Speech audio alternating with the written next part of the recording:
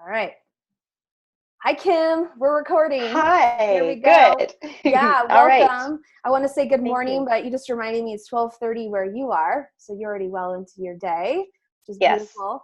So welcome to those of you that are tuning in and listening. I'm Andrea Mattison, and you are joining us for this really wonderful interview series that I started a few weeks ago called Flip the Switch. And the purpose of this inspirational interview series is to showcase women that are breaking free from their inner critic, from the fear, doubt, and perfectionism that keeps so many of us stuck and overwhelmed and exhausted. Showcasing women that have broken free or are in this process of transformation to take back their power, their purpose, their happiness, and create a life that they love. And it manifests in so many different ways that I really felt called to showcase these women that I have been lucky enough to cross paths with on my own journey of transformation. So I'm really excited to have with me Kim Kenny, who is a health and life transformation coach and has her own incredible journey that I'm going to give her a moment to share. So yeah, I guess that's a great introduction, actually. So before you share, Kim, I would love to hear what's one thing that you are celebrating this morning or this week. I guess it's the beginning of the week. What's something that you're celebrating? Um, I'm just, I've had, I've been running a challenge, a free challenge in my group. And so this is the third week of the challenge, and I've been getting numbers in this morning, and they're getting it and they're catching on, and their confidence is building, which then increases my confidence. And I'm just, I'm so excited that it's working so Awesome. well. Yeah, Yeah. great. So you're getting numbers in. So results from the participants of your the free challenge. Is it a free Yeah. challenge that you're running? Awesome. And Yep. what's the challenge for? What kind of a challenge is it? It's a weight loss challenge. Okay. Um, Awesome. so my program is Ditch the Diet. Mm-hmm. And the premise is by eating healthy and eating proper portions, you can lose weight. You don't have to count calories. You don't have to weigh and measure everything. Mm-hmm. And so I wanted them to get some buzz in the group to be able to see some success themselves. Mm-hmm. Because one of the questions I get is, well, is it a fad diet? What supplements do I have to take? Well, Mm-hmm. how am I going to lose weight if I'm not counting calories? Mm-hmm. So now, with it being the third weekend and I'm seeing results, they're like, Yes. oh my. One girl said this week, I ditched my fitness pal. That's amazing. That's huge. Or that's life-changing. That's a complete reset or mindset shift for so many. Yeah. I think, and like you mentioned, I think great doing it in a group. So do you have a Facebook group for them then? Yes, I do. Yeah, Yeah. like it's so inspirational when you are seeing others that are in a similar journey and like it's working for them and they're putting the action, like it can work for me, like keep going. Yes. Yeah, that's Yeah. so great. Build that energy. So yeah, so you kind of sprinkled in there a little teaser, you do this Ditch the Diet program that kind of is a good segue into your own journey. So tell us a bit about, how you got from whatever point A was, like back before you went through this transformation and are where you are now, which is glowing and radiating, and you're leading these other women through their own transformation. So just a couple of minutes, where were you and where are you now? Oh, I had hit my goal weight when I was 23 and then got pregnant right away. Gained weight, had 4 kids, gained weight after each one, during each one. Very stressful marriage. And as you would know, stress doesn't help you lose weight. It Mm-hmm. helps you gain weight. And so 30 years later, I was 300 and, well, not 30 years later, but I was 330 pounds. I'm only 5 foot tall. Oh, wow. So um, it was really bad. And just years of not treating myself properly and being depressed and not dealing with stress. And then 3 years ago, I ended up in the hospital. I was in ICU for 10 days on BiPAP. I had fluid on my lungs, an interstitial lung disease, put on 100 milligrams of prednisone a day. I was on prednisone for 14 months. Wow. And my oxygen levels the night I went into the hospital had dropped to 60%. Oh my goodness. So it Wow. was really Scary. bad. Yeah. And then they said prednisone causes weight gain. And I'm thinking, Mm. I'm already way bigger than I should, 200 pounds bigger than I should be. I can't afford to gain any more weight. And the doses of the prednisone were really, really high.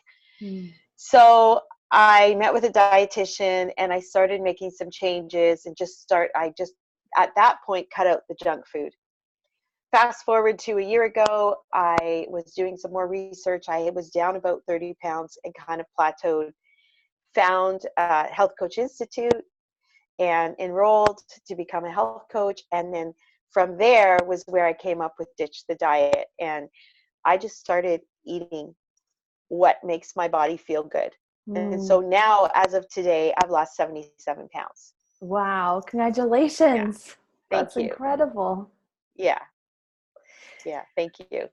So, yeah, I'm curious how it feels to be in your body now versus back then.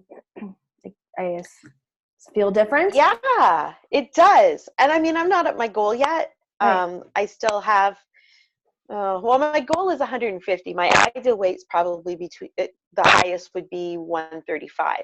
But I'm also over 50, so I just going to be comfortable. That's it. Um, so I still have a lot to lose, but I didn't realize how horrible I felt until I started feeling better. Once I started Mm-hmm. eating better, and then I had more energy and I didn't have brain fog and I wasn't having the Mm. aches and pains the same. Now, if I eat something that affects me negatively, I Mm-hmm. think, oh my gosh, I used to feel like that every single day. Mm. So it feels so great right now. Yeah, that's such a great point. I think that we get so accustomed to our experience that, yeah, you don't know what it's like to not, or you don't even realize maybe you're in so much pain or that you are experiencing, I was going to say depression, like how low you're feeling, or you Yes. don't realize, or isn't everyone's marriage this stressed, or isn't everyone has, problems sleeping, right? Or doesn't everyone have gas and bloat or whatever, right? Like it's like, you don't know until, yeah. Yeah. Yeah. Um, so so I assume part of Ditch the Diet, there's a mental piece in there or a mindset shift, right? Yes. So can you speak to that? What have you done for yourself that has worked? And I assume you use with clients too, or what you teach clients. Yeah. It's funny because when people come to me, they don't understand that there's a mindset part to it. They just want to lose weight. And that's where I Mm. was at as well. But just realizing this was something that was kind of mind blowing for me, because I realized when I was feeling depressed or anxious or angry or whatever other emotion, Mm-hmm, mm-hmm. I would automatically go to food. So I used food as a reward. I used it to self soothe, to comfort myself. And I realized I wasn't changing the emotions. I was just hiding them. I was avoiding them or using the food as an opportunity to give myself permission to relax. Mm-hmm. And once I started to realize that the food wasn't fixing the emotions, all of those problems were still there. The food didn't take it away, it was only making it worse. Mm-hmm. That was a huge mind shift for me. Mm-hmm. And then I would say probably the other thing is just the recognizing that food does have the ability to give you energy and take energy away. And I Mm-hmm. had heard that before and didn't believe it. But when I started really paying attention and recognized, okay, if I eat a bowl of ice cream, I'm going to be really tired and bloated and achy. So I don't want to eat that anymore. I don't want to go back to feeling that way. And that's been really helpful for me. So recognizing how the food makes me feel and recognizing that it doesn't fix the problem. Mm-hmm. Those are great. Thank you. So, yeah, so what I heard in there, these are my words, like around the emotions, what wants to be expressed or what wants to be heard. So whether it's an emotion, right? So it's kind of like the Yes. food, craving the food is a symptom of how we're feeling. It can be, right? Or Yep. so I'm curious if you have, is there a favorite tool or exercise or practice that you use to to like discover that, to step back, or does that make sense? Yeah. One of the things I do, okay, so I was in the habit of, I was a closet eater. So, Mm-hmm. especially having 4 kids, then it was like, okay, the kids are all gone. What can I eat that I don't have to share? Yeah. So it Especially became with a 4 kids. exactly. So it became a really bad habit. And then I would get in the car, and the first thing I would think of would be, what am I going to eat? Mm. Whether I just had lunch or not, it didn't matter. So my go-to often was chips. Mm-hmm. So I started just, when I would want the chips, I would say, okay, what is it that I'm trying to achieve by eating these chips? What is my real reason for wanting them? And just kind of break down the thought process. Mm-hmm. Is it going to get me closer to my goal or farther from my goal? Is it going to help me with whatever it is I'm going through right now? What is the reason for wanting them? Mm. In the beginning, I would ask that and say, yeah, I don't really care what the reason is, and I'd go eat them anyway. Mm-hmm. But the more you step back and you ask yourself those questions, you get tired of having to answer it all the time. And you start realizing, yeah, like, even though I would eat the chips or whatever else it would be, I would be keenly aware of how it was making me feel. Mm-hmm. So I would kind of approach it as an experiment. Mm-hmm. So I'm going to ignore all the red flags. I'm going to eat them anyway, but let's use it as an experiment. Let's look at how I feel after. Did it help with the emotions? All of that. So Mm-hmm. really stepping back and thinking through why you really want to eat those. That's beautiful. Yeah, I love that. So I find it interesting and great too that you were very honest. Sometimes, or maybe in the beginning, you went ahead and let yourself have the chips, but you at least committed to, like, I'm going to have them, but I'm going to be conscious. Like, I'm going to be present, or I'm going to be, like you say, why do I want them? Okay, I'm going to eat them anyways. And then, yeah, checking in with your body. How are you feeling? And then from there, you built greater awareness and connection to Mm-hmm. your body's messages and your emotions. Yeah, that's awesome. I'll Then tell this, you, one of my yeah. turning points was last January, was my birthday. We went out for breakfast, and I thought, I deserve a treat. So I ordered a stack of pancakes with strawberries, strawberry preserves, whipped cream, syrup. I Mm-hmm. ate the whole thing. Mm-hmm. And within half an hour, I was feeling angry and agitated, Mm-hmm. and my head was fuzzy from all of the sugar that I'd had. And everybody seemed to be talking too slowly at the table. And I was snapping at everyone. And I had to Mm. apologize later because I realized it was the food that made me feel that way. And I Wow. realized I had been living like that for so long, and I didn't even Wow. realize that it went away. So that was a big, Mm. big turning point for me, where I realized how much the food changed how I felt. That's So then, and I said it was an experiment for sure. And then after that, it made it much easier to say no to foods that I knew would make me feel gross after. yeah. It's not worth it. It doesn't outweigh. Yeah. Yeah. Yeah. So, um, do you have a tool that you would recommend for someone who's just starting out that's curious about becoming aware of how food impacts their body? Like, is there a simple way? Yeah. I just, honestly, I get them to journal for 1 week. Mm-hmm. Um, so in my plan, we don't write down what we eat. We don't journal we don't do a food diary. But if they're struggling, I say, okay, I just want you to journal for 1 week, everything that you eat. And I want you to journal how you feel half hour after you eat and 2 hours after you eat. Mm-hmm. Because by doing that, they start recognizing they, first off, they start seeing patterns in their eating habits, but they also start recognizing, oh, I was feeling like this and I ate this. And Mhm. then later I felt this way. And so by doing that, just I say, all I want you to do is 1 week.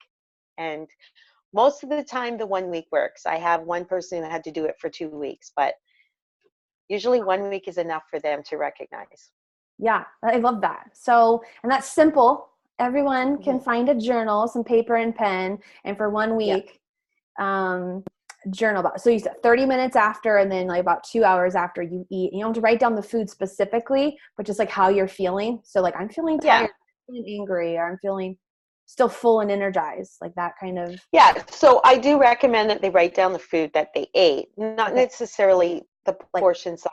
weights or calories or Yeah. just Nobody wants to general. do Like that. I had a salad with chicken, or I had pancakes with Exactly. strawberries and whipped cream. Yes. Yeah. Yeah. Okay. Because chances are, if you felt gross after, you're going to remember Yeah. exactly how much you Yeah. had You're like, anyway. ooh, that. Yeah. Yeah, totally. Great. That's awesome. That's a great tip. I love it. So actionable. I'm curious about support. I find a lot of times when we're trying to make change, it can be difficult for those around us, or can, like our relationships. So whether we're in a marriage or our kids, or how we meet up with friends. Like you seem like if I have a lot of friends, you're very social, you have 4 kids. So how has it been like living differently, showing up differently for yourself and in how you're eating? Does that make sense? Like, have you got Yeah. support, or has it been challenging to live that? It's actually not been hard, again, because it's not a diet. So I've learned how to portion out my food. Mm-hmm. So what I do is a quarter of my plate would be starch, a quarter of it is protein, and then half of it is fruit and vegetables, either one or the other, or a combination of both.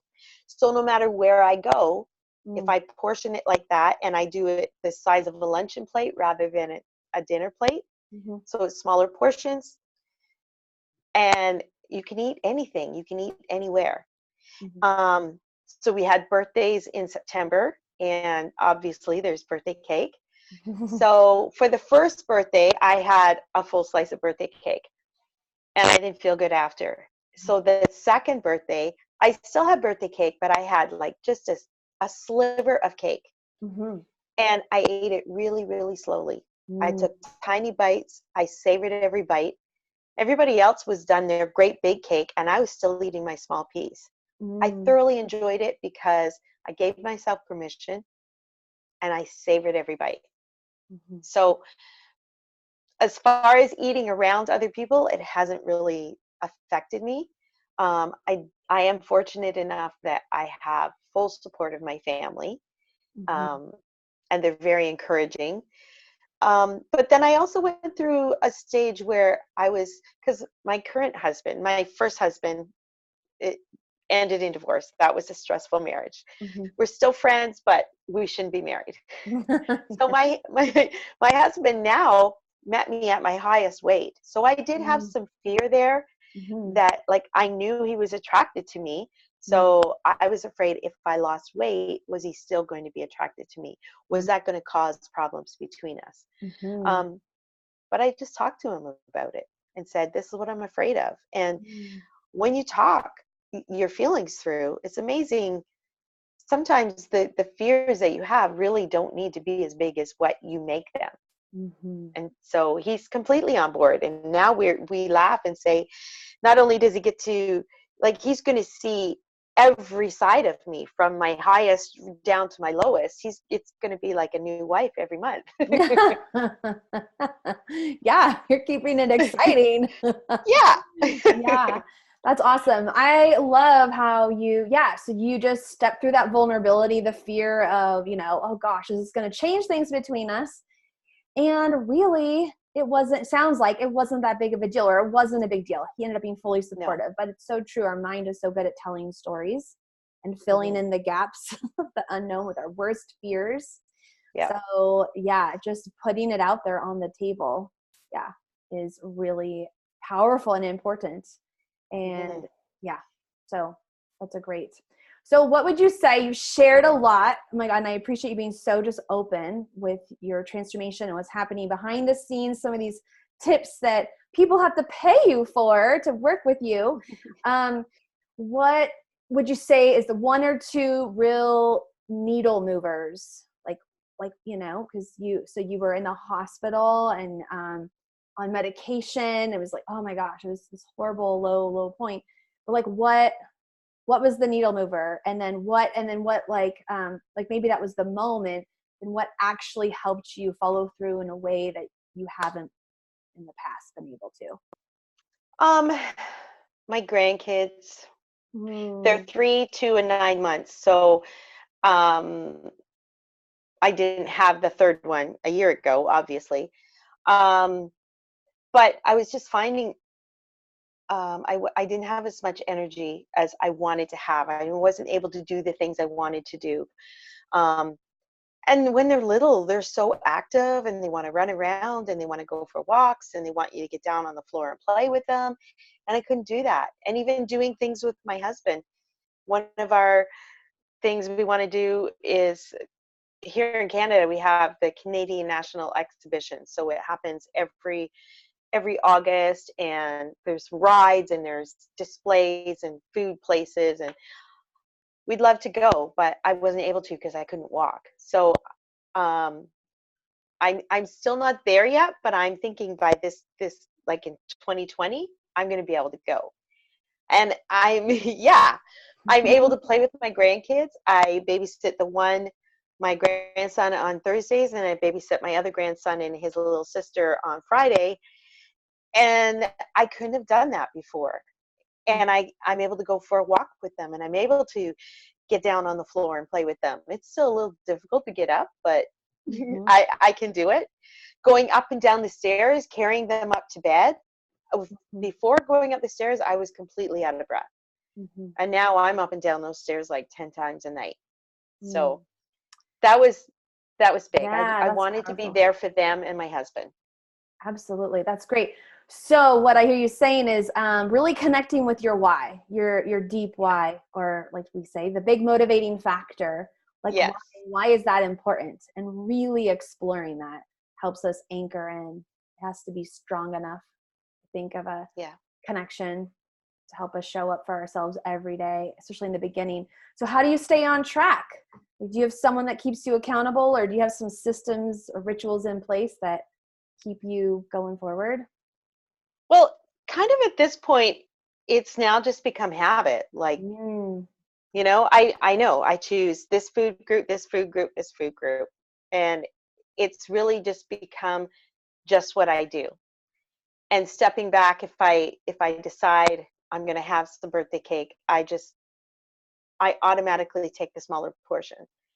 Um, I think being able to be coaching my clients and be having my group, and I'm very, very open with my weight loss on my Facebook and in my group, and that helps me stay accountable. So it is very important to have somebody in your life to be accountable to. So for mhm, me, I'm accountable to my clients.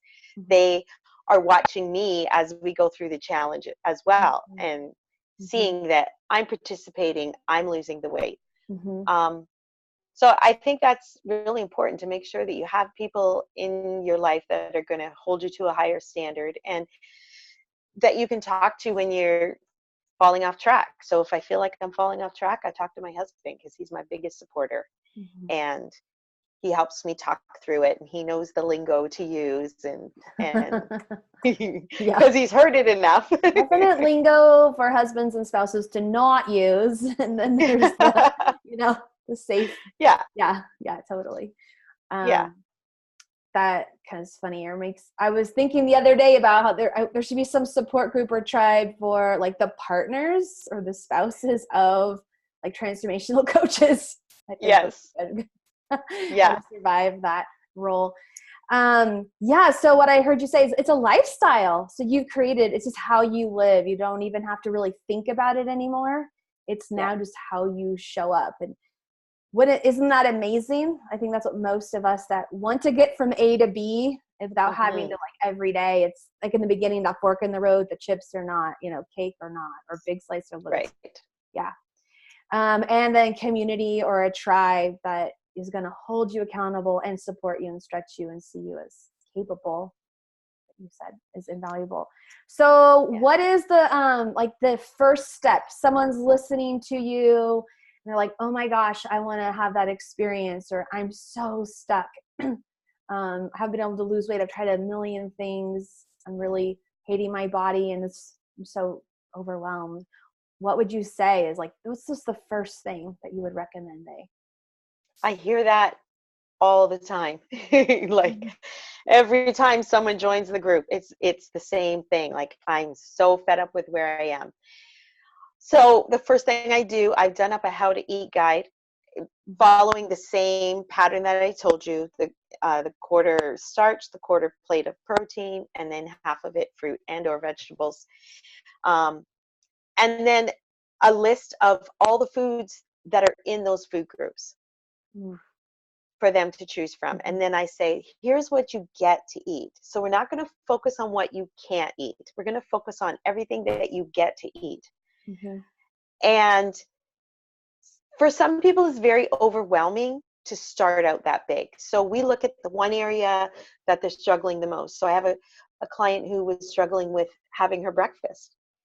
So I said, okay, let's for 1 week, we'll just work on breakfast. So what are the things you would like to eat for breakfast? Where are your struggles, your challenges? And then we focus on that. So we don't make big changes all at once. We do a little bit at a time. When they feel comfortable with that, then we move on to the next step. Beautiful. Yep. A little bit at a time. Is it like 1% of change a day? That's what leads to like sustainable long-term success. So you mentioned you have this how to eat guide. Is it free and is it available? And it's available in your Facebook group. Is it like a gift you give people when they join your group? Yes. And in your group, can anyone join your group? Anybody can join my group. Well, okay, anybody as long as you're a woman. Although I will preface, I have 3 husbands who joined our challenge. I was so excited that they were supportive of their wives and wanted to do it. Yeah. But typically it's women that are in the group. So you don't have to be a current client yet. It's just for anyone interested in this journey. Yep. To learn more. Yep. Beautiful. Okay. Well, you'll send me the links for all that and I'll make sure to include it in the comments below or with wherever this is made available. That's okay. Thank you. Yeah. Okay. So to kind of bring this to a close, I'd love to hear from you. What's an aha or insight that you're taking with you after this conversation? I think even sometimes when we show up and we share, right, there's nuggets there and it's helpful to take a moment and glean them. Well, yeah, because I like how you asked me what my strategies were that kept me focused and kept me going, and what kind of accountability I had. And I hadn't really thought about it because I just keep doing the motions because that's what I do. So I hadn't really thought that it really has become a habit for me, and that when I'm falling off track, I do go to my husband and we talk it through. Like, yeah, that was cool to recognize that, because that's what I'm trying to teach everybody else to do. You're like, it's working. I'm doing it. You're walking the talk, and you clearly have a system that worked for you, and it's a system you're sharing with others. Yeah. And then just you have that moment of like, oh yeah, like I am living the system, not just teaching it. Yeah. Yes. Beautiful. Oh, well, thank you so much, Kim. I'm so grateful. I'm so excited and inspired by you. And so I can't wait to just continue to watch you and your business grow. So thank you. And thank you so much. Yeah, you're welcome. So we'll include the links for connecting with Kim and her coaching practice with this video. All right. Awesome. All right. Have a beautiful day. Thank you. Bye. Bye.